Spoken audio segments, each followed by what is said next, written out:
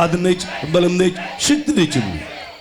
రాత్రి కాలం మందిని బిడ్డలు చేసిన ప్రార్థన ఆలకించి మరి ముఖ్యంగా ప్రభా సరోజనమ్మ గారిని పూర్తిగా ముట్టి స్వాస్థపరచండి. మన ప్రభును రక్షకుడైన యేసుక్రీస్తు వారి అతి పరిశుద్ధ నామమున అడిగి వేడుకుంటున్నాం తండ్రి, ఆమేన్. కూర్చుందండి. దేవుని స్తోత్రం. చిన్న వాక్యం 2 మాటలు ధ్యానం చేద్దాం. బైబిల్ను వారు చూసుకోండి. పరిశుద్ధ గ్రంథంలో నుంచి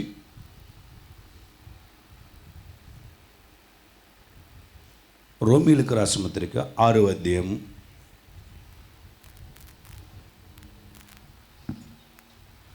15వ వచనం చదువుకుందాం. రోమీయులకు రాసిన పత్రిక 6వ అధ్యాయము 15వ వచనం చదువుకుందాం. అమ్మగారి బిగ్గరగా చదువుతారు. రోమీయులకు రాసిన పత్రిక 6వ అధ్యాయము 15వ వచనం నుండి.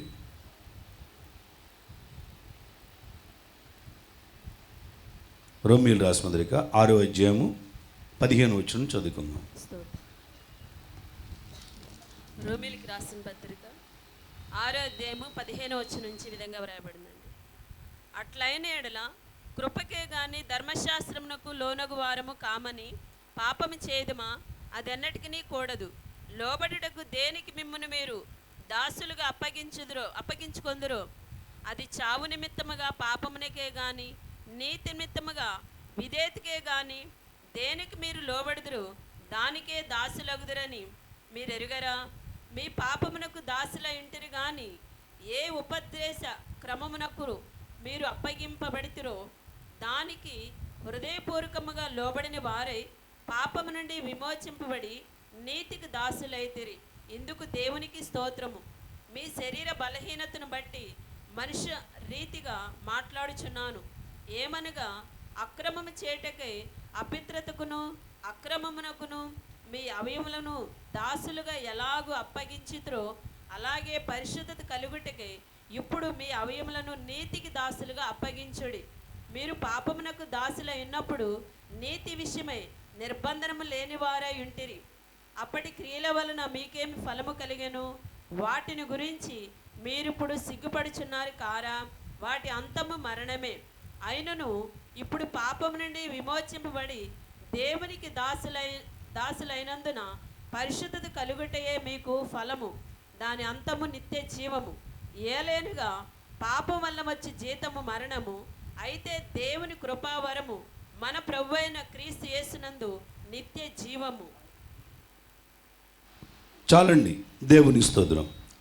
చదువుకున్న వాక్య భాగాన్ని కొద్దిగా ధ్యానం చేసుకుందాం. దేవుని మహాకృపలో యేసు ప్రభువారు మరి గత మంగళవారం రాత్రి నుంచి ఇప్పటివరకు కూడా ప్రభు క్షేమంగా సంతోషకరంగా మరి ఈ కూటాన్ని జరిపిస్తూ ఇప్పటివరకు ఉంచినందుకు thank you Jesus, thank you Jesus. చదువుకున్న వాక్య భాగం ధ్యానం చేసుకునే ముందు చిన్న ప్రార్థన చేద్దాం. మన మధ్య క్రీస్తు రాజయ్య గారు బిగ్గరగా ప్రార్థన చేస్తారు. అందరం మోకరిద్దాం. స్తోత్రం, స్తోత్రం.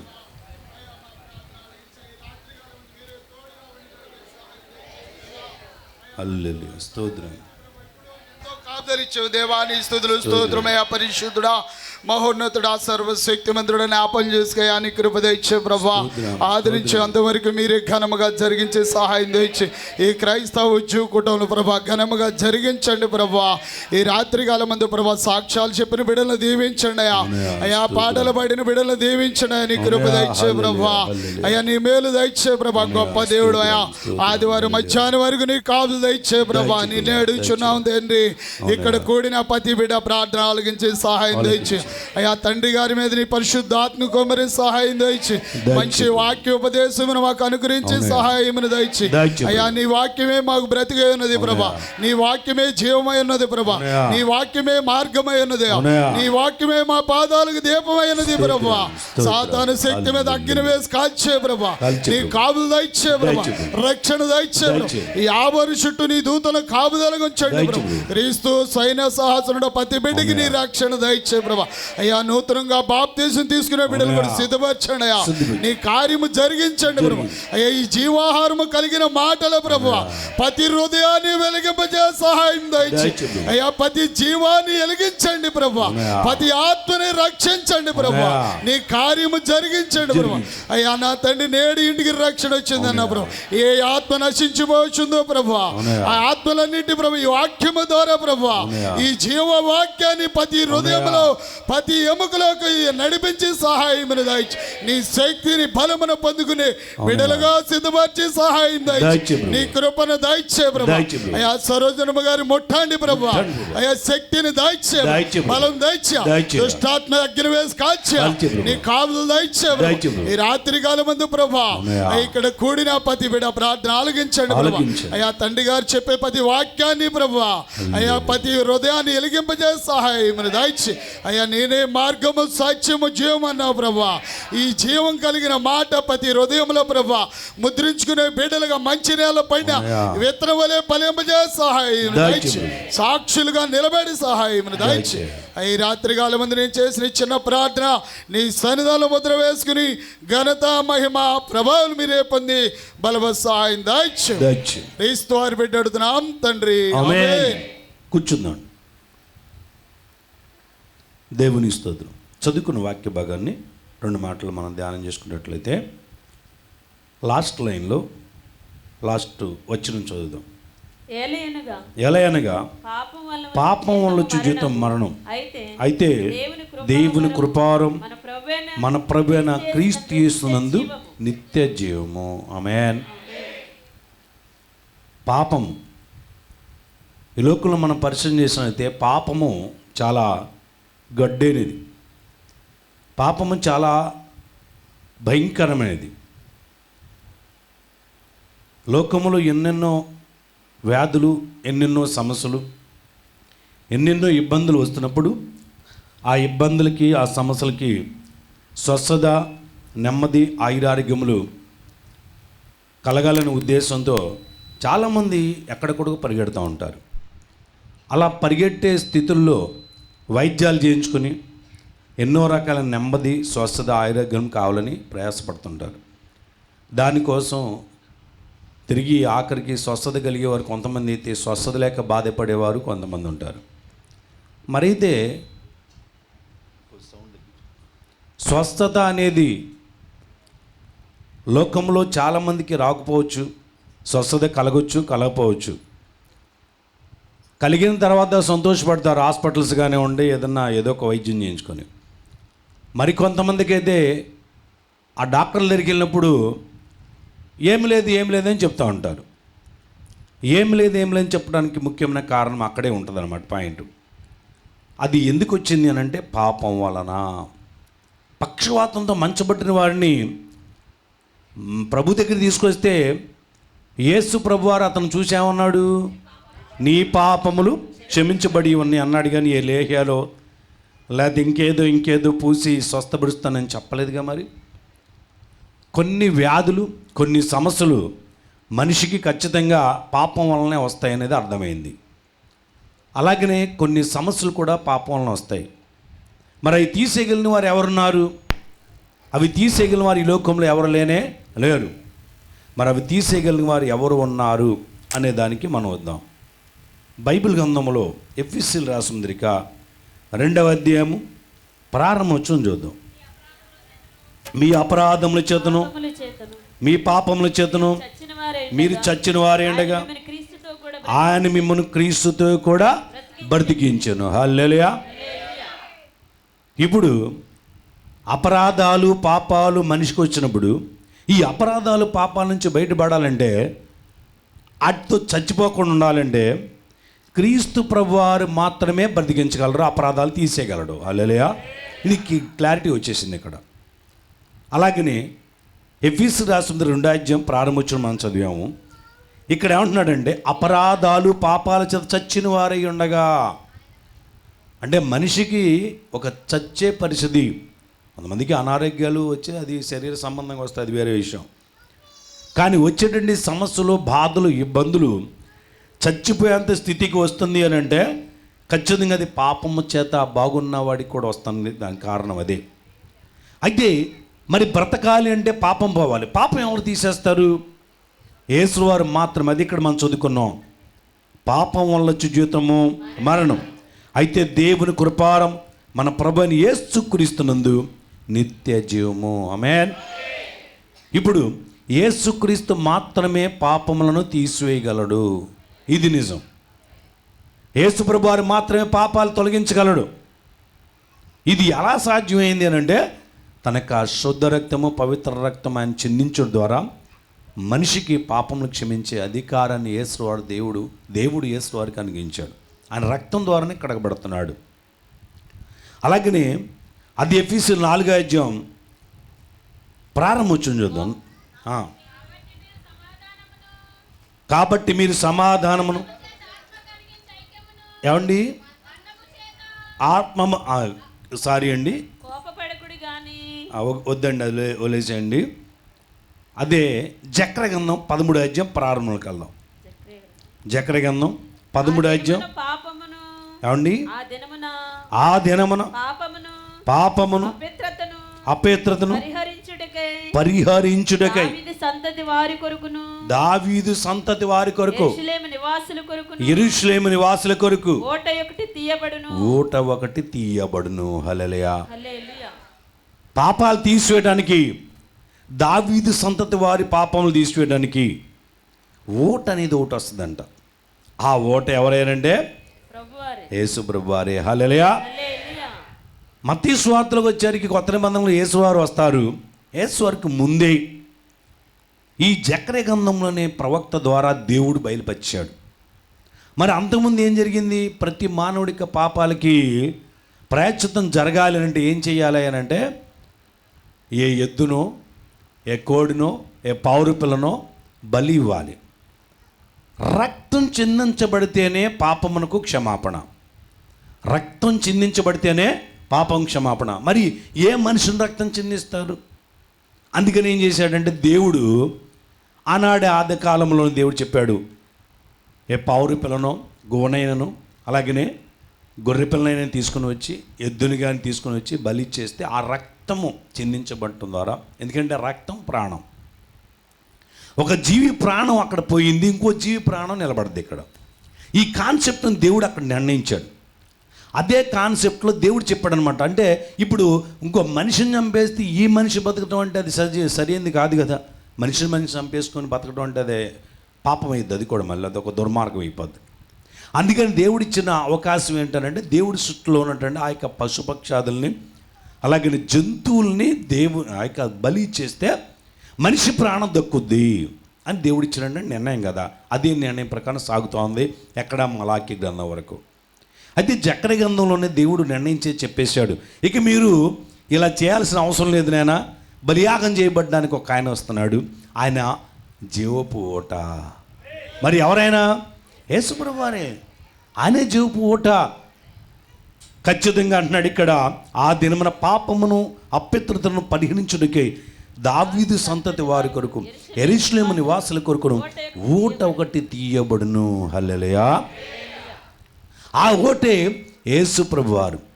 ఎలా అంటారు? యోహాను సువార్తలో సమరయ స్త్రీ వచ్చి అడుగుతుంది, అయ్యా ఆ జీవజలం నాకు ఇమ్మని. అప్పుడు యేసువారు అంటాడమ్మా, ఆ జీవజలం నేనేనమ్మా అంటాడు. హల్లెలూయా. జీవజలము, జీవాహారము ఆయనే. ఆ ఓట జీవజలం అని అంటే ఏంటి? జలం అంటే జీవజలం అంటే ఎప్పుడు ఊరే ఓట. మన అపవిత్రత, మన పాపాన్ని కడిగివేయటానికి ఓటలాగా వచ్చిన వారే యేసువారు. ఆయన ఓట, ఆయన నుంచి వచ్చే రక్త ప్రవాహపు ఓట. ఆ రక్త ప్రవాహపు ఓట ఒక్క మనిషిని కాదు, ఇద్దరు మనుషులను కాదు, ఒక కుటుంబాన్ని కాదు, ఒక రాష్ట్రాన్ని కాదు, ప్రపంచ జనాభా యావత్తును కూడా ఆ ఓట కడిగేస్తుంది. హల్లెలూయా. అలా కడగబట్టి, ఆ పాపం మనిషిని కడగబట్టి ఈరోజు వరకు కూడా మనం హ్యాపీగా బతికున్నాం. మరి ఇప్పుడు మనం ఏం చేయాలి? యేసువారు బలియాగం చేస్తాం రోజు? అవసరంలా. ప్రభువా నేను పాపిని, నన్ను క్షమించేయం అని మన పాపాలు ప్రభు పాదాల దగ్గర ఒప్పేసుకుంటే ఆయన పూర్తిగా ముట్టి స్వస్థపరిచేసి ఆయన రక్తం చేత మన పాపాలని కడిగేస్తున్నాడు. ఇది మనకు తెలుసుకున్నటువంటి గొప్ప సంగతి ఈ పరిశుద్ధ గ్రంథం ద్వారా. అదే జరుగుతుంది నిజంగానే. మరి ఈ రోజున మనందరం కూడా గత కాలంలో రకరకాల పాపాలు చేసిన వాళ్ళం. గత కాలమంతయు బడసితివి బడుగులతో, గత కాలమంతయు బడసితివి బడుగు, వెళ్ళ వెళ్ళను పోవుచును గడపితివి బ్రతుకును, వెళ్ళ వెళ్ళను పోవుచును. హల్లెలూయా. క్షమకాలం వచ్చింది క్రైస్తవుడా, క్షమ తీర్చుకున్నావు క్రైస్తవుడా. పాపాలు చేసి గత కాలం అంతా వెలవెలబోయింది మన జీవితం. అయిపోతాం అనుకునే పరిస్థితి, చచ్చిపోతాం అనుకునే పరిస్థితి. ఎప్పుడైతే యేసు దగ్గరికి వచ్చి మన పాపాలను ఒప్పేసుకున్నామో, యేసు ఏం చేశాడు? మన పాపాలను కడిగేశాడు. దీనికి గుర్తు ఏంటంటే ఈరోజు బతికి ఉండటమే ప్రభువారు మన పాపాలను కడిగాడు అన్న దానికి గుర్తు. లేకపోతే పాపం మనల్ని ఏం చేస్తుంది? వెంటనే చంపేస్తుంది. పాపం లేట్ చేయదు, పాపం లేట్ చేయదు. అది ఎప్పుడని బైబిల్ ఏముందంటే, కొందరు పాపాలు వాళ్ళ వెనకాలే వస్తాయంట. కొందరు పాపాలు ఈ భూలోకంలో క్షమించబడతాయి. మరి మీ పాపాలు మీ వెనకాల తీసుకెళ్తారా? మీ పాపాలు ఇక్కడే కడగబడతారా? కొందరు పాపలు వారి వెంట వెడుచున్నవి అన్నాడు. ఎక్కడికి వెళ్ళాలి? నరకానికే. పాపం నీ వెనకాల వచ్చిందని నరకమే. అదే పాపం క్షమించబట్టి ఈ భూమి మీదే ఖచ్చితంగా స్వర్గం. అందుకని ఈ ప్రకటనలు యావత్తు, అందుకని ఈ ఉద్యోగుటాలు, అందుకని ఉపాస ప్రార్థనలు, అందుకని ఈ త్యాగములన్నీ కూడా ఈ పరిశుద్ధుల్లో దేవుని దగ్గర మారు మనసులు బాప్తీసాలు, అందుకే ఈ భూలోకంలో ఇవన్నీ జరగాలి. ఇదేది చేయనండి, ఇదేది అవసరం లేదండి, అక్కడ చూసుకుందాం అప్పుడు చూసుకుందాం అంటే మీదకి వచ్చి పడిన తర్వాత మళ్ళా కష్టం. దానికంటారు కదా, చేతులు కాలిన తర్వాత ఆకులు పట్టుకుంటే ప్రయోజనం ఏమీ ఉండదు. దుర్దినము రాకముందే నీ సృష్టికర్తను స్మరణ చేసుకుని పాపం ఒప్పుకోవాలి. సరేనండి, నేను పాపాన్ని ఒప్పుకోనండి, పాపంలో అసలు ఈ పాపం ఎట్టవుద్ది, నేను పాపినా అని కొంతమంది అనుకుంటారు. మేము పాపులం కాదు, అసలు ఆ మాట అనేవాడే ఎక్కువ పాపాల్లో ఉన్నాడు బాబు అని బైబిల్ ఘోషిస్తూ ఉంది. అన్నాడు, నేను పాపం చేసిన వాడిని కాదు, నేను చాలా నీతిమంతుడిని అని చెప్పేవాడు ఏమన్నా అంట, చాలా ఎక్కువ పాపాలు ఉన్నాయంటాడు. ఇప్పుడు మీరు ఏం చెప్తారు చెప్పండి? నేను పాపిని కాదండి అనేవాళ్ళ చేతులు ఎత్తండి. అలాంటి వాడంట చాలా పాపాలు ఉన్నాడంట.